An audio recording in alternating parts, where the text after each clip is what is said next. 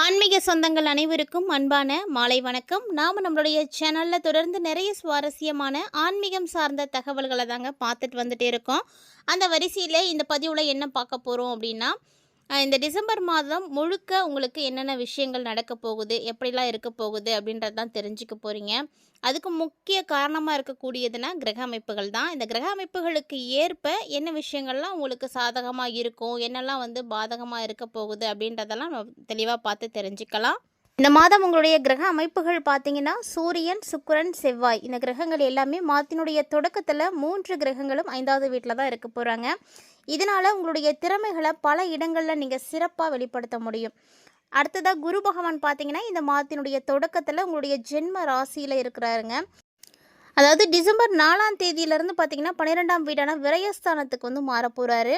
சனி பகவான் மாதம் முழுக்க உங்களுக்கு 9வது வீடான பாக்கியஸ்தானத்தில் தான் இருக்க போகிறாரு. இது பார்த்திங்கன்னா உங்களுக்கு மிகுந்த நன்மைகளை கொடுக்கக்கூடிய ஒரு இடம்தான்.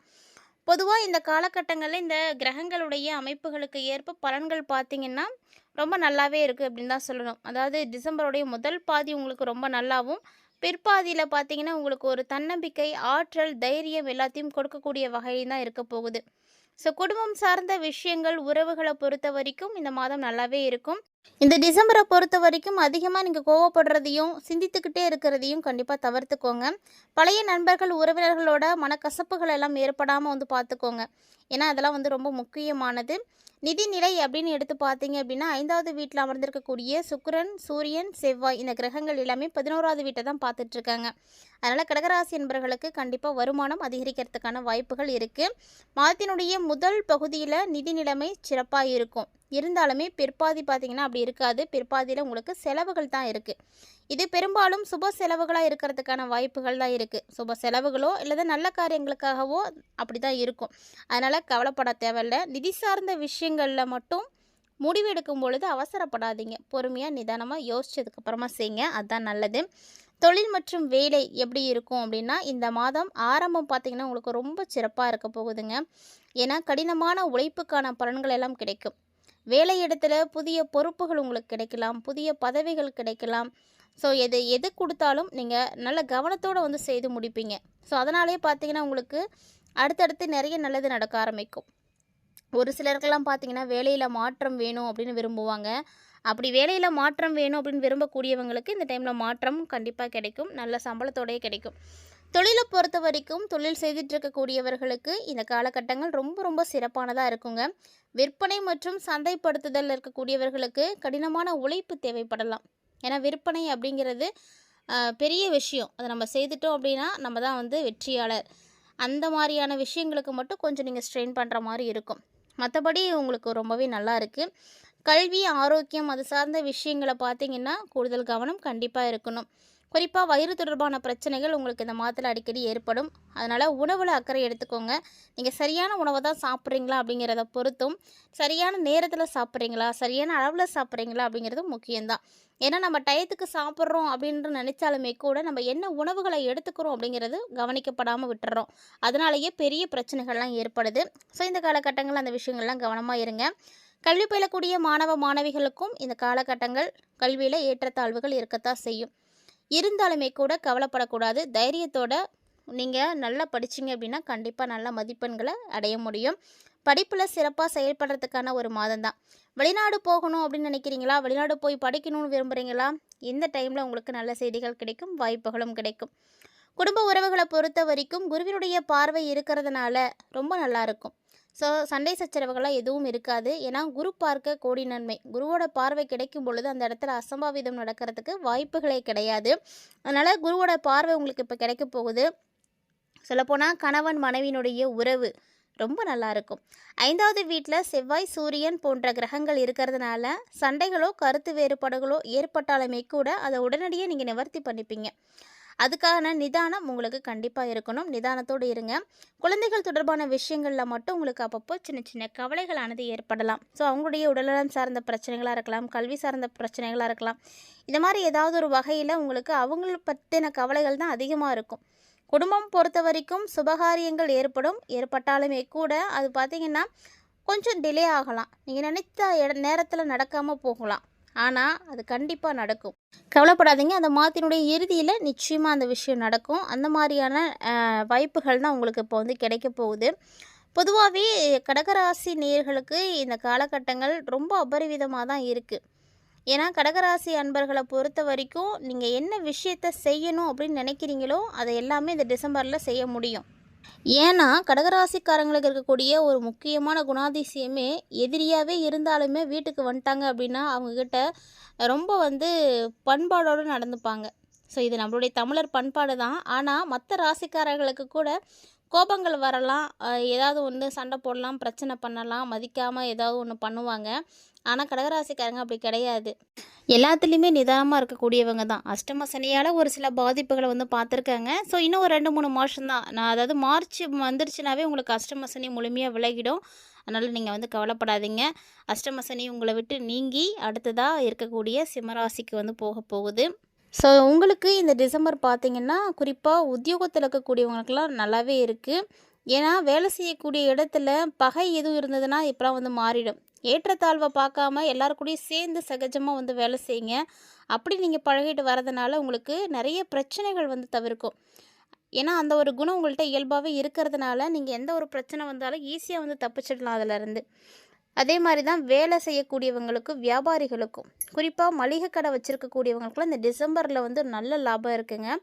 வியாபாரத்தை பொறுத்த வரைக்கும் உங்களுடைய கொள்முதலை நீங்கள் பெருக்கிறதுக்கான வாய்ப்புகள் இருக்குது. சேமிப்பும் பார்த்திங்கன்னா அதிகரிக்க ஆரம்பிக்கும். குடும்பத்தை நிர்வகிக்கக்கூடிய தலைவிகளுக்கு, குடும்ப தலைவிகளை பொறுத்த வரைக்கும் இந்த டிசம்பரில் கணவருடைய நலனுக்காக நீங்கள் பல விஷயங்களை வந்து செய்வீங்க. சொல்லப்போனால் நிறைய விஷயங்களை விட்டு கொடுப்பீங்க. இயல்பாகவே வந்து வீட்டில் இருக்கக்கூடிய பெண்கள் நிறைய விஷயங்களை விட்டு கொடுத்து தான் போவாங்க. இந்த காலகட்டங்களும் அப்படி தான் இருக்குது. ஸோ பல விஷயங்களை நீங்கள் விட்டு கொடுக்கறதுனால உங்களுக்கு நல்ல விஷயங்கள் நிறைய நடக்கும். மாமியாரை மதித்து கணவனுடைய அன்பை வந்து நீங்கள் இப்போ பெற போகிறீங்க. இதனால் குடும்ப தலைவிகள் உங்களுடைய வீட்டில் மகிழ்ச்சியை வந்து அதிகரிக்க ஆரம்பிக்கும். அதுவும் பார்த்திங்கன்னா வீட்டுக்கு தேவையான கலைப்பொருட்களை எல்லாம் வாங்கி வீடை எவ்வளோக்கு எவ்வளோ அழகாக மாற்ற முடியுமோ அந்த அளவுக்கு அழகாக மாற்றுவீங்க. ஸோ அதற்கான ஒரு அமைப்பு உங்களுக்கு இந்த டைமில் இருக்குது. கலைஞர்களை பொறுத்த வரைக்கும் இந்த காலகட்டங்கள் ரொம்ப நல்லா இருக்குது. ஏன்னா நீங்கள் வெளி மாநிலத்தில் இருந்து வேறு மொழியில் வந்து நடிக்கணும் அப்படின்ற மாதிரி தான் உங்களுக்கு அழைப்புகள் கிடைக்கும். அதாவது நிறைய விஷயங்களில் நீங்கள் இப்போ வந்து செயல்பட போகிறீங்க. நிறைய ஒப்பந்தங்கள் வந்து கிடைக்கும். முழுமையாக எல்லாத்தையும் வந்து எந்த ஒரு விஷயத்தில் நீங்கள் ஈடுபடுறதுக்கு முன்னாடியும் இந்த ஒப்பந்தத்திலலாம் கையெழுத்து போடுறீங்க அப்படின்னா நல்லா படிச்சுட்டு போடுங்க. ஏன்னா இல்லைன்னா பின்னாடி வந்து பிரச்சனையாக போயிடும். எப்போதுமே வந்து எதுவும் பார்க்காம செய்யக்கூடாது. மாணவர்களுக்கெல்லாம் இந்த காலகட்டங்களில் விளையாட்டுத்தனம் அப்படின்றது கண்டிப்பாக இருக்கவே கூடாது. முடிஞ்ச அளவுக்கு விளையாட்டுத்தனத்தெல்லாம் கைவிட்டுட்டு கல்வியில் முன்னேற்றம் அடையணும் அப்படின்றதுக்காக கவனம் செலுத்தி படிங்க. அதிக மதிப்பெண்கள் உங்களுக்கு கிடைக்கும். அதுவும் பார்த்திங்கன்னா உங்களை மட்டும் கிடையாது, உங்களுடைய பெற்றோர்களை, ஆசிரியர்களை, உங்களுடைய நலம் விரும்புகளை எல்லாத்தையுமே வந்து சந்தோஷப்படுத்தும். ஸோ இந்த ஒரு விஷயத்தை இந்த காலகட்டங்களில் நீங்கள் வந்து நிச்சயமாக வந்து செய்ய முடியும். முயற்சி பண்ணுங்கள். உங்களுடைய மதிப்பெண்கள் உங்களுடைய கையில் தான் இருக்குது. நீங்கள் எந்த அளவுக்கு வந்து சிறப்பாக நடந்துக்கிறீங்களோ அந்த அளவுக்கு உங்களுக்கு மாற்றங்களும் உறுதியாக கிடைக்கும். கிட்டத்தட்ட பார்த்திங்கன்னா கடகராசி நேயர்களுக்கு இந்த டிசம்பர் வந்து ரொம்ப மாற்றமாக தான் இருக்க போகுது. அதாவது ஒரு சில மாதங்களில் ஏற்படக்கூடிய கிரக சூழ்நிலைகள் தான் எல்லாத்தையுமே வந்து நிர்ணயம் செய்யுது. அதில் இந்த டிசம்பரை வந்து உங்களுக்கு ரொம்ப சிறப்பாக இருக்குது. உறவுகளை பொறுத்த வரைக்கும் ரொம்ப ரொம்ப நல்லா இருக்குது. அது மட்டும் இல்லைங்க, நீங்கள் உழைக்கக்கூடியவர்கள் அப்படின்ற பட்சத்தில் பயப்படவே பயப்படாதீங்க. ஏன்னா உழைப்புக்கான அங்கீகாரம் எல்லாமே உங்களுக்கு இந்த டைமில் தான் வந்து கிடைக்க போகுது. இது வரைக்கும் உழைப்புக்கான அங்கீகாரம் கிடைக்கலையே அப்படின்னு நீங்கள் கவலைப்பட்டிருக்கலாம். ஆனால் என்னெல்லாம் அப்படி இல்லை, நல்லாவே இருக்குது. கடினமான உழைப்புக்கான பலன்களை எல்லாம் அடைவீங்க. நிதிநிலையும் பார்த்திங்கன்னா ரொம்ப நல்லாவே இருக்குது. இருந்தாலுமே கூட அப்பப்போ ஏற்படக்கூடிய சின்ன சின்ன செலவுகளை கூட திட்டமிட்டு செய்யுங்க. எதிர்பாராத நேரத்தில் வரக்கூடிய செலவாக கூட இருக்கலாம். ஆனால் அதை சரியாக திட்டமிட்டு செய்யும் பொழுது நம்மளால் அளவாக வந்து செய்ய முடியும். ஆரோக்கிய விஷயத்தை பொறுத்த வரைக்கும் சொல்லவே தேவையில்லை. கண்டிப்பாக ஒவ்வொருவருமே வந்து கவனமாக தான் இருக்கணும். அதுலேயும் குறிப்பாக கடகராசிக்காரங்களுக்கெல்லாம் அஷ்டம சனியானது விலகக்கூடிய ஒரு நேரம் இல்லையா? அதனால் ஏதாவது ஒரு வகையில் பாதிப்புகளை காட்ட தான் செய்யும். ஸோ அதனால் பார்த்து கவனமாக இருங்க. ஆரோக்கிய விஷயத்தில் விழிப்போடு இருந்துக்கோங்க. குடும்ப வாழ்க்கையில் புரிதல், பொறுமை இதெல்லாம் நீங்கள் வளர்த்துக்கும் பொழுது எந்த ஒரு பிரச்சனையும் கண்டிப்பாக வரவே வராது. ஏன்னா சின்ன விஷயமாக கூட இருக்கலாம். அந்த இடத்துல புரிதல் இல்லை பொறுமை இல்லை அப்படின்னா அந்த சின்ன விஷயம் மிகப்பெரிய பிரச்சனையாக வந்து மாறிடும். அதனால தான் நீங்கள் முழுக்க முழுக்க உங்களுடைய பொறுமையும் புத்திசாலித்தனத்தையும் வந்து பயன்படுத்துங்க. சொல்லப்போனால் புரிதல் ரொம்ப முக்கியமானது. இந்த புரிதல் இல்லாமல் தான் இந்த காலகட்டங்களில் குடும்ப உறவுகளுக்குள்ளே நிறைய விரிசல்கள் ஏற்படுது. அதனால் புரிதலை வளர்த்துக்கோங்க. இந்த காலகட்டங்கள் இன்னும் உங்களுக்கு நல்லா இருக்கணும், ஏற்படக்கூடிய பிரச்சனைகள், பாதிப்புகள் இதெல்லாம் உங்களை வந்து நெருங்கவே கூடாது அப்படின்னா, கடகராசி என்பர்களை பொறுத்த வரைக்கும் வெள்ளிக்கிழமைகளில் இங்கே அபிராமி அந்தாதியை வந்து பாராயணம் செய்துட்டு வாங்க. ரொம்ப நல்ல மாற்றம் கிடைக்கும். அபிராமி அந்தாதி வந்து படிக்க தெரியாதவர்கள்லாம் நீங்கள் ஃபோனில் கூட போட்டு கேட்கலாம். டெய்லியுமே இந்த மாதிரியான நல்ல ஸ்லோகங்களையும் நல்ல பாடல்களையும் தெய்வீக பாடல்களையும் நீங்கள் வந்து கேட்கும் பொழுது உங்களுக்கும் அந்த சக்தி கிடைக்கும், பலம் கிடைக்கும். நேர்மறை ஆற்றல் பார்த்திங்கன்னா அதிகரிக்கும். நேர்மறை எண்ணங்கள் வந்து உருவாக ஆரம்பிக்கும். அதனால தான் பாடல்கள் படிக்க தெரியலனா கூட போட்டு கேளுங்க அப்படின்னு சொல்கிறது. இந்த ஒரு சின்ன விஷயத்தை மட்டும் நீங்கள் ஃபாலோ பண்ணுங்கள். இதுவே உங்களுக்கு போதும். இந்த வெள்ளிக்கிழமையில் மறக்காமல் இந்த விஷயத்தை செய்திடுங்க. ஆன்மீக ரீதியாக இந்த எளிமையான பரிகாரத்தை செய்யும் பொழுது நல்ல மாற்றம் கிடைக்கும்.